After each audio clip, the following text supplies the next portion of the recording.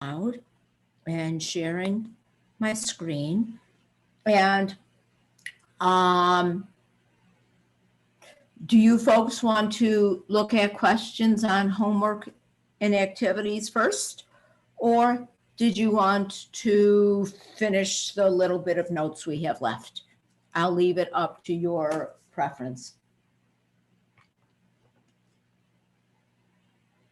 Anybody have a preference? I guess the notes first. Okay. We looked at the idea of finding the surface area last class, and we were talking about the surface area of a prism or a cylinder. And what they both have in common is they have two bases that are in parallel planes. And so we had said that rather than having a different formula for every possible type of pyramid or cylinder, we could generalize and say that the surface area for either of those would be twice the area of the base plus the perimeter of the base times the height. And we had said, for example, looking at this rectangular prism, we could dissect it and see that we have those two bases, which is why we need to multiply that area by 2. And then we can think of all of those lateral faces as opening up into one big rectangle. The height of that rectangle is the height of the prism, and the base of that rectangle would have to fit all the way around here, so it's the perimeter. We looked at an example doing just that with a cylinder, but with the cylinder, we took the area of the two bases, the area of the circles are pi r squared. But then we said with a cylinder, in terms of looking at this wraparound distance, rather than calling it a perimeter, it's called the circumference, and that would be pi times diameter. And again, this would be the height. If it's a pyramid, well, then it becomes a little bit more unusual. We're going to restrict our pyramids to right pyramids with bases that are regular. And again, remember, regular polygon means that all of the sides and all of the angles are the same. And so if I were to look at this as a square pyramid, if I were to dissect it, I have this square at the bottom. Its area is the base, so that uppercase B is the area of the base. And then if I strung all of those other sides together, it wouldn't be a rectangle, but wouldn't it be a series of triangles? And the area of any of one of these triangles would be half of what this space is times what this height is. But this height of this triangle isn't the same as the height of the pyramid, but rather it's this slant line. And so S is going to be the slant height. And if I were to add all of these triangles together, well, it would be 1/2 this times this, plus this times this, plus this times this, plus this times this. And when I add all of those together, this becomes the P is the perimeter of the base. And so we can generalize to this formula that the surface area of that pyramid is equal to the area of the base plus 1/2 the perimeter of the base times the slant height. So let's look at an example.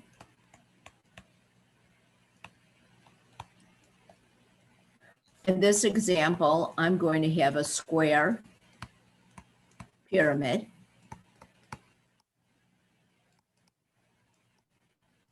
the sides of the square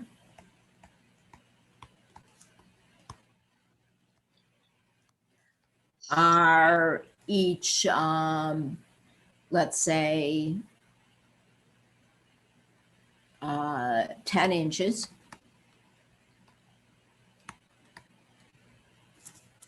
The height of the pyramid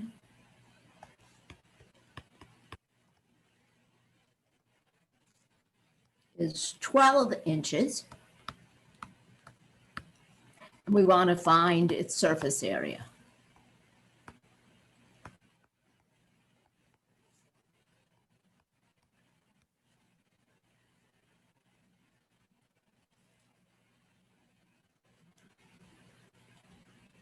And so my base is a square. That's 10 inches on each side.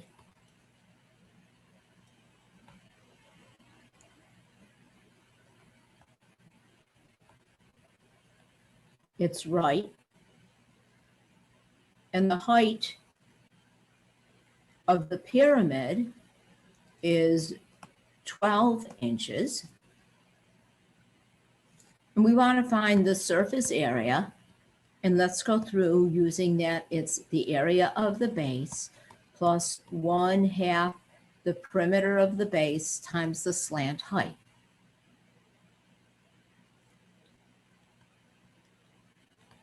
If B is the area of the base, that would be the area of the square, which would be 10 times 10, or 100 square inches. With me so far?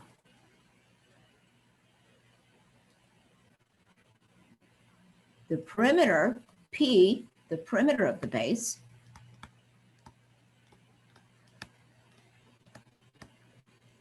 would be the sum of those edges, would be 40 inches. What we don't know is S, which is the slant height. But I think I'm talking to a room full of intelligent college students who have become rather proficient mathematicians, and you can help me find this. The slant height would be this height of this isosceles triangle. But now wait a minute. If I were to connect here, does everybody see that in terms of finding the slant height? What I formed is a right triangle.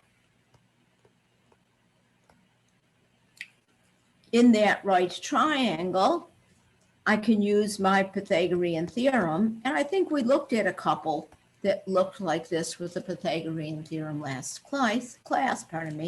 One leg is 12. The hypotenuse would be that slant height. So what's this distance here? And I have to apologize. I don't have I'm not the most artistic math teacher in the world. Does it make sense that if this whole length is 10, if this is a right and that's in the center, that this distance here would be 5 inches?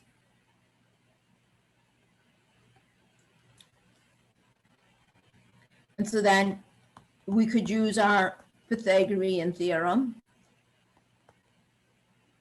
I'm sorry, my S's and 5's look too damn close to each other. I'm sorry. So that gives me 169 is S squared. So the slant height would turn out to be 13. Or you can recognize that as your 5, 12, 13 triple. So the slant height is 13 inches. So then my surface area is the area of the base plus half the perimeter times the slant height. So that would be 100 plus half of 40 times 13. So that would be 100 square inches plus, let's see, 20 inches times 13 inches would be 260 square inches. So my final answer would be 360 square inches.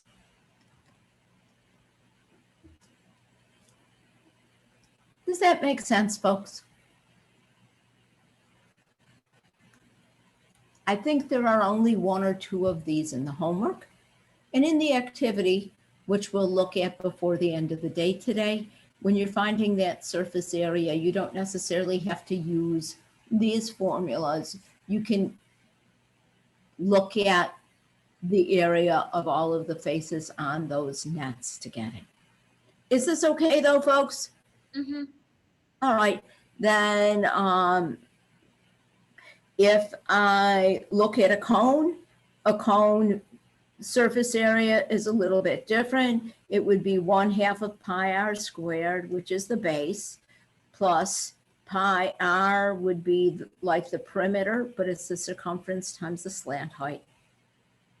And in case anybody's interested, surface area of a sphere is 4 pi r squared. And I'm not going to necessarily hold you accountable for that formula.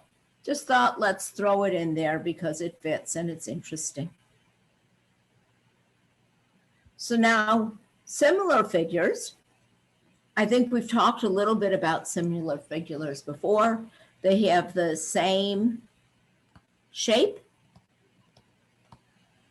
but they're not necessarily the same size.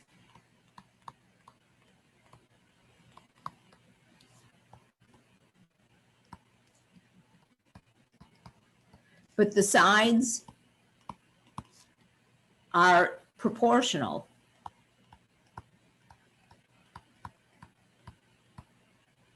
They're all in proportion. There's some proportion of similitude. So I guess we'll let, I'm trying to remember what variable the authors of the textbook use, and I can't remember. So let's let K equal the ratio of similitude.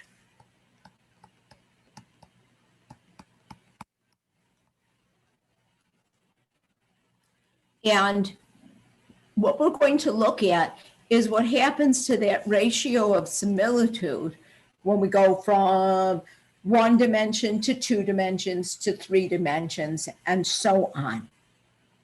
So in order to do this, I think it would be easiest if we looked at a very basic shape.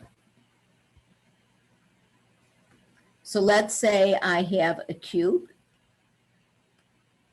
where each edge is 1 inch.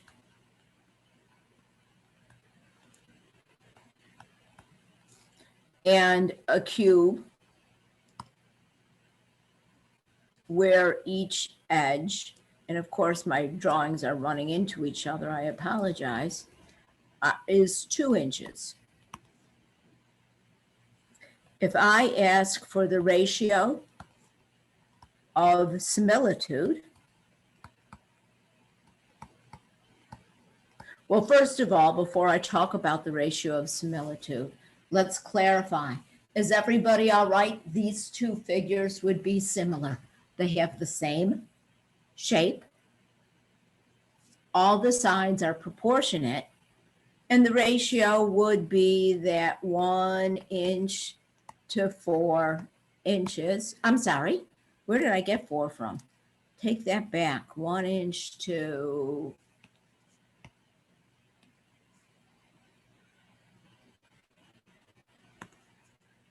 2 inches, and the ratio of similitude would be 1 to 2. If I look at the perimeter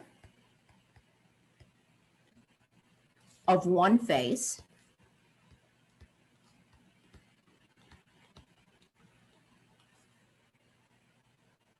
well, let's see.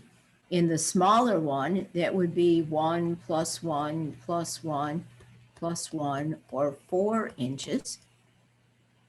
In the larger one, when I add going around, I get 8 inches. And the ratio of the perimeters would be 4/8, which reduces to a half, so it would still be 1:2. And so the ratio of the perimeters is equal to that ratio of similitude. Make sense?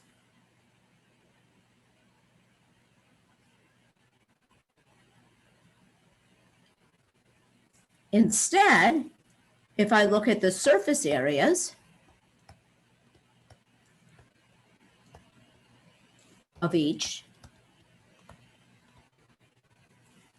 well, because they're cubes, I'm going to shortcut a little bit.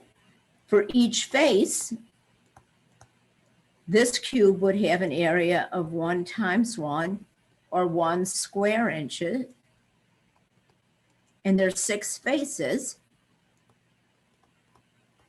So the surface area would be 6 square inches. The bigger guy, each face, would be 2 times 2, or 4 square inches. And since there's 6 faces, the surface area would be 6 times 4, or 24 square inches. So if I take the ratio of the surface areas, that would be 6 to 24, which reduces to 1/4, or 1:4.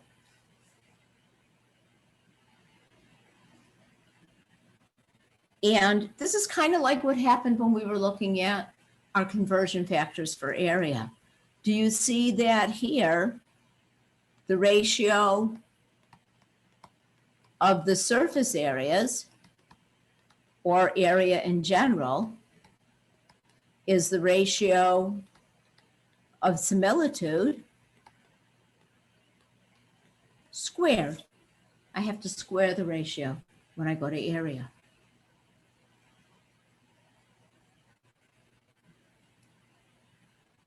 And then what's really cool is if we look instead at the volumes of each,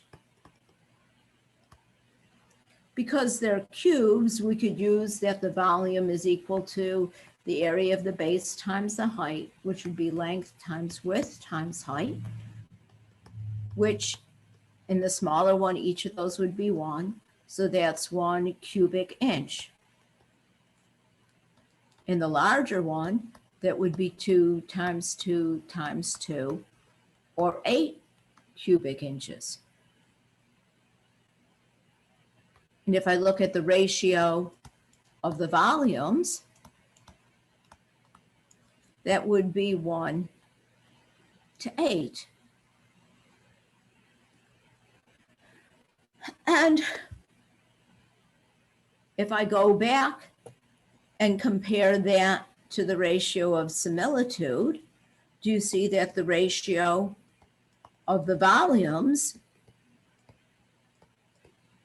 is equal to the ratio of similitude? Volume is cubic units cubed. If I take 1/2 to the 3rd, I'll get 1/8. And I have no idea why I crossed my L. That doesn't look like an L, it looks like a T. And so last thing that I want to make sure you make note of is that the ratio of the volumes is the ratio of similitude cubed. The ratio of the surface area is the ratio of similitude squared. And the ratio of the perimeters is equal to the ratio of similitude. And that's the last that I had that I wanted to talk about in the notes. Just real quick, talking about surface area today. I want to go back and look at that last activity. The last activity asks you to say what solid would be formed from the nuts. Don't cut them out. You don't need to cut them out and tape them together. But what you do need to do is find the surface area. So over here, for example, to find the surface area of this one, I'd need to find the area of the trapezoid. Well, these two trapezoids are the same, so I could find the area of the two trapezoids and add them, and then I'd find the area of this great big rectangle. And again, when you do this, use the metric side of your ruler to measure it, because it's much easier to work with those decimals than the fractions you'd get using inches. And so you're going to just measure the sides and to find the areas. And the same with each of those 4 nets. Now, that was the last that I wanted to make sure I went over with you note-wise. We've got a couple of days left to look at this unit, this homework, the activities and review. Whoops, let me go back to sharing my screen. I do believe that the activities are due and the homework is due on the 5th. So pulling up a home notebook, the test will be from the 8th to the 10th so that we can clean up whatever loose ends you might have. So I guess we should write here, chapter 8 test would be from the 8th to the 10th. And the 8th we'll probably start looking at, not chapter 8, this is chapter 10, what am I thinking? The 8th is the date, 8 is the date, not the chapter. On the 8th and 10th, we will probably start looking at chapter 11. So that gives us the rest of the week to tie up whatever loose ends you have and work on whatever you want to work on. Does anybody have any questions right now about any of the activities or any of the homework problems in chapter 10? I do. Where are we looking, the homework or the activities? Homework. All right. And in the homework, what page would you like to look at? The first page is 502. Okay. And what problem number? Number 7. The tutor and I weren't sure on this one. Okay.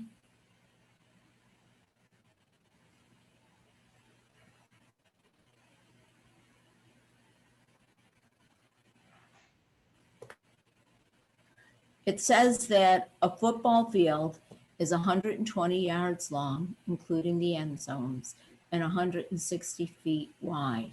What is the area of the football field in acres?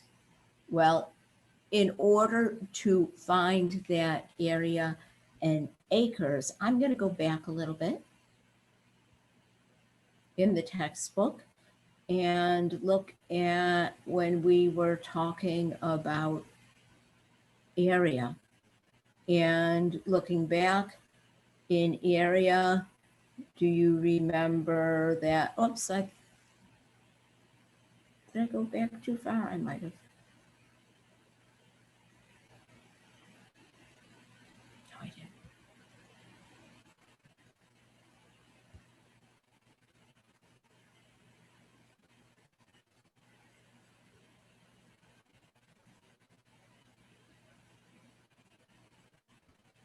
I'm getting there, sorry. Okay. In area, we said that an acre, I said you didn't need to necessarily memorize this fact, but know where to find it because you'd have to use it in the homework. And so what we've got here is that an acre is 43,560 square feet. 43,560 square feet. So if I scooch ahead to page, what was it, 502? We said that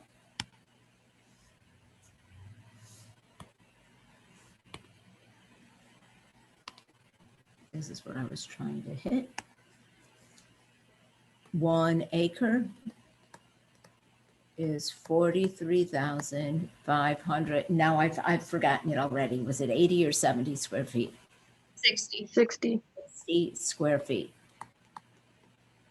And so for the football field, let's see, this is yards. We're going to probably want to change those yards into feet. 1 yard is 3 feet. So that's 360 feet. So the area in feet would be 360 times 160. And that'll give me square feet. Are you all right if I'm lazy and I don't multiply that out? Mm-hmm. And then we want to change that into acres. And so whatever that answer is, that 360 times 160 square feet. If this is my conversion factor, I want to cancel out the acres, which is at 43,560 square feet is 1 acre. And when we multiply by that, it has the net effect of taking that 360, multiplying it by the 160, and then dividing it by the 43,560 to get the number of acres. Does that make sense? So for the, where you have the 360 times the 160, is that what you get when you multiply them, or do you have to multiply it? Well, it's a matter of personal preference. I'm looking at these and I'm thinking if I were multiplying by hand, I would try to reduce it a little bit before I did that multiplication. But, you're doing the homework. I guess it's your preference whether you're multiplying by hand or by calculator and then dividing it, whether you first multiply and then divide, or whether you reduce the fraction before you multiply it out. It's your personal preference. Okay. Okay. And here they're telling you where the table is to see the conversion between square meters and hectares. Okay? Better? I thought we Yeah. were only doing part A. What? I thought we were only doing part A.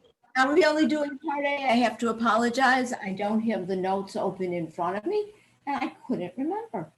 Let me do a real quick check. Oh, I gotta turn my finger back into a mouse. Yep, you're only doing part A. You're right. Thank you for correcting me, Naomi. You're welcome. Okay. Any other questions on the homework?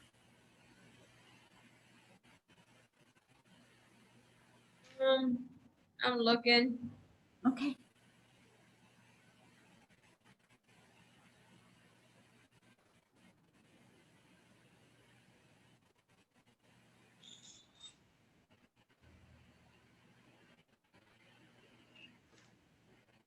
Oh, number 12 on page 531.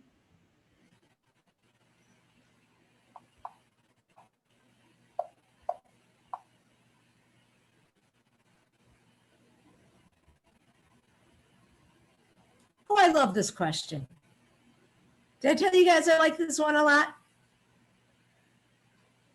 You're looking for the length of AG. Well, I need to draw and not be a mouse. Oh, there you go. Now I can draw. We're looking for the length of AG. AG is the hypotenuse of this right triangle, but we need the hypotenuse of this one. We need the hypotenuse of this one. We need the hypotenuse of this one. So first, if I find this, if I look at a squared plus b squared equals c squared, it would be 2 squared plus 1 squared is c squared. So 5 is c squared. So c is the square root of 5. And so this side would be the square root of 5. Then don't I have to go to this right triangle and say a squared plus b squared equals c squared? And I'd have radical 5 squared plus 1 squared is c squared, which would give me 6 is c squared. So that hypotenuse is the square root of 6. And then what did I have to repeat with all of the other right triangles until I got the length of this side? Better? Yeah. Okay, are you okay if I stop there? Can you Yeah. finish? Yeah. And it's kind of neat what happens. Kind of fun. Just a lot of practice with the Pythagorean theorem. And I just thought that was such a cool looking diagram, and the arithmetic really isn't bad with it. So just kind of an interesting problem. So, which is why I chose that one. Yeah, I just wasn't sure like what it was asking. You're looking for the length of this. And to find the length of this, you've got to find the length of this. And to find the length of this, you've got to, well, I'm playing with my colors now. Find the length of this, and so on and so on and so on. Okay, Okay. great. Anybody else want to look at any others from the homework?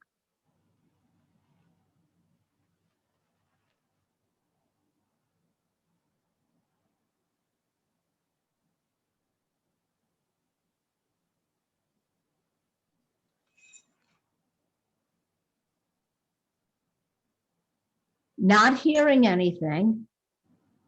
Has anybody started looking at those activities for chapter 10?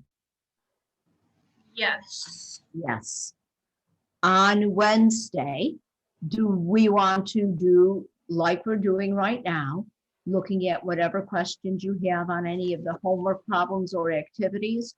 Or on Wednesday, do you want me to separate you guys in small groups to work on the activities? I'll leave it up to you.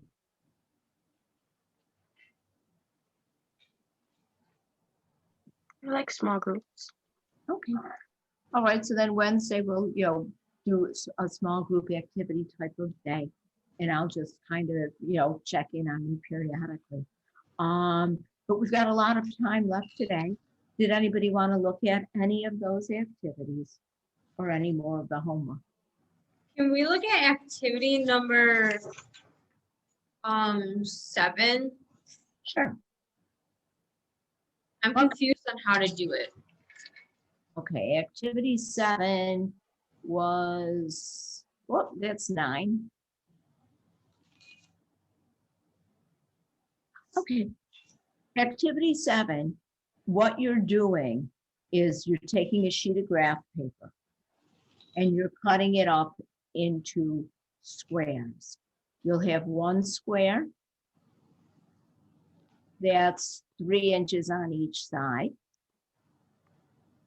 Area of 16, one square that's 4 inches on each side, one square that's 5 inches on each side, 6 inches, 7 inches, until you're going to have like 10 squares, right?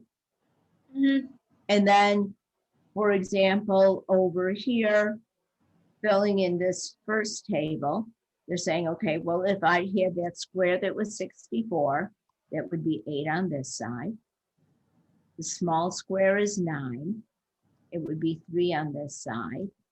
And the third square they're having you use is 36, which would be 6 on this side. So this triangle in here is what I'm looking at. Now, as I look at that triangle, we can see that it's got sides of 3, 6, and 8. And when I look at that triangle, if I focus on the largest angle, is it obvious that that angle is obtuse? Bigger than 90. Yeah. And so the sum of the two smaller squares is 45. The sum of the large square is 64, and it was obtuse. Now, instead, if I took that square with an area of 100, which would be 10 on each side, that's a square with an area of 36, which would be 6 on each side, and a square with an area, oh, this is way out of proportion, 64, which would be 8 on each side. Well, if I looked at that and I had my squares, this would be a right angle. The sum of the two small squares is 100, and it turned out to be right.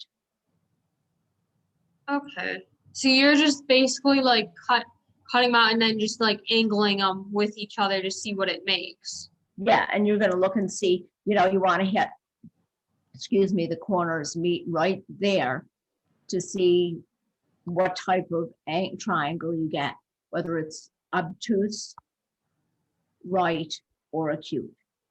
Okay. Now, they gave you the number that told you what triangles to use for the first few.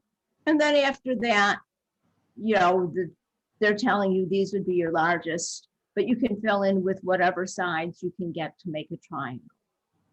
Okay. And you have to then come up with 3 more examples on your own. Then I apologize.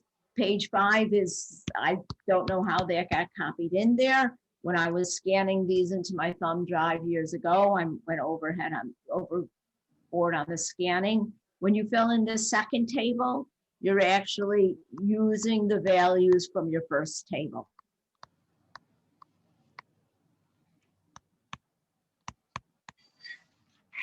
So that first table, the sides were 8, 3, and 6. And it was obtuse. You're just kind of, you know, reiterating the information that you had before.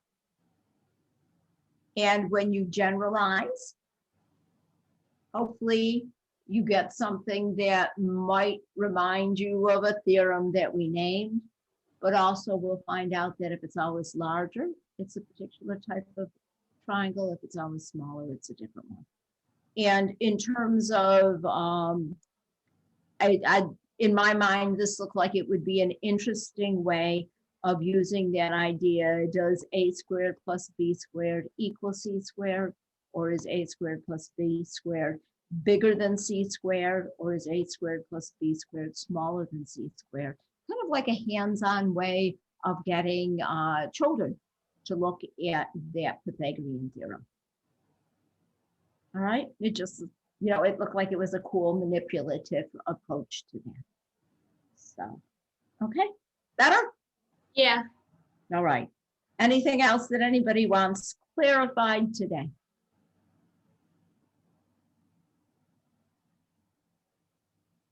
How about number 17 on 503? Okie dokie.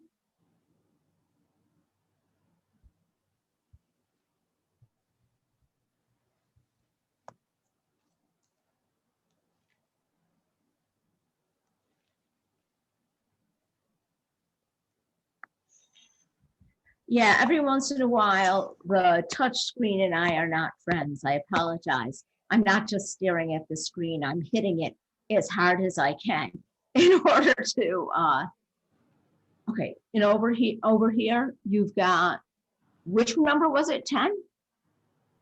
17. 17, I apologize.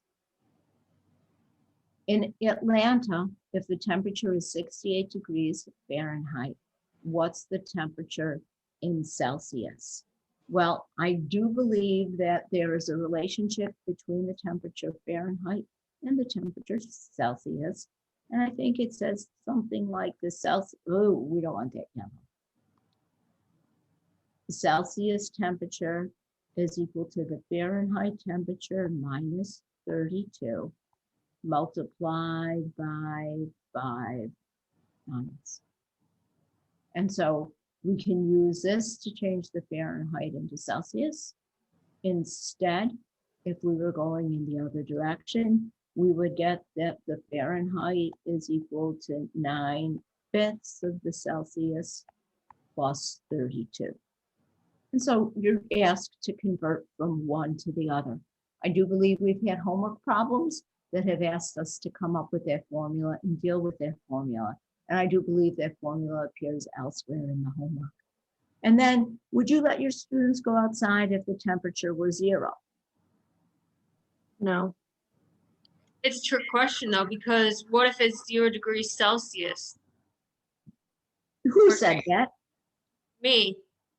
Okay, Emily, I like it. Isn't 0 degrees Celsius the same as 32 degrees Fahrenheit?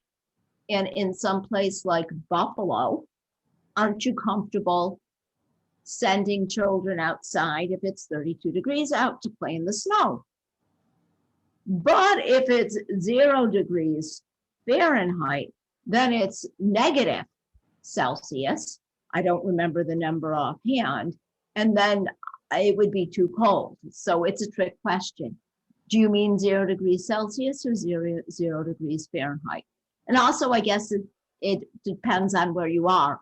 You'd send a child out in 0 degrees Celsius, which is 32 degrees Fahrenheit in Buffalo or in Canada or someplace like that. But I think about 2 weeks ago when it was 32 degrees in Texas, they didn't have the kids go outside because they're totally unprepared to go out in that temperature because they don't have winter clothes. So there's all sorts of things to take into consideration. And what you're considering should fit into your explanation when you answer the question. Don't just tell me yes or no. Okay? Thank you. All right. Anything else?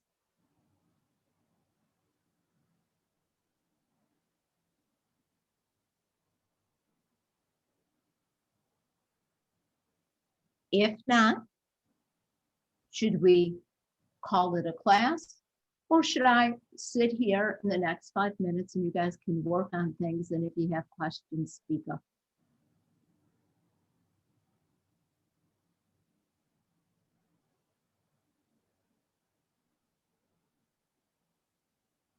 Nobody's giving me a preference. Okay, by next class, if you don't attempt all the homework, at least read over all the homework so you understand what's being asked. And if you don't attempt the activities, at least read over the activities. What we'll do is we'll probably take about the first 5-10 minutes to work on things together as a class, put you in small groups to work together with your peers for about a half an hour, and then come back together and see if we can answer each other's questions. Okay, sound like a plan? Mm-hmm. Okay, I will stick around for a while. If you want to stay in the Zoom class and work, great. If you'd rather leave and just work on your own and bring questions back to the next class, that's fine too. So are we all right? Mm-hmm. We never finish early, and we finished early today. Oh my heavens. All right, so if you want to get going, have a great day. If you want to stick around and work on things, I'm here. All right. Bye-bye. Bye. I came in late. Those of you who are staying, I'm still here. I came in late for attendance. Yeah, you know what? You came in right after I finished taking attendance, so I did get you, Victoria. Thank you for making Okay. sure. Would I be able to talk to you for a minute? Yes, let me just make sure that I've stopped recording so that I don't get any